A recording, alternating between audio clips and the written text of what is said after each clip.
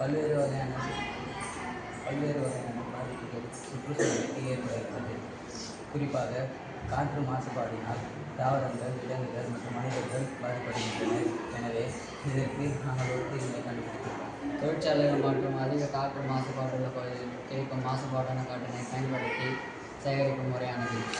வளிமண்டலத்தில் இந்த கிடைக்கக்கூடிய மாசுபாடான காற்றினை நாம் மறுசுற்றுக்கு உட்படுத்தி அதிலிருந்து கிடைக்கக்கூடிய கெட்ட வாயுவை சேமித்து வைத்து அதனை பூமிக்கடியில் சுமார் 1 கிலோமீட்டர் தொலைவில் தற்கொலைக்கு சேமித்து வைப்பதன் மூலம் இதனால் நாம் மாசுபாடான காற்றினை தடுக்க முடியும்.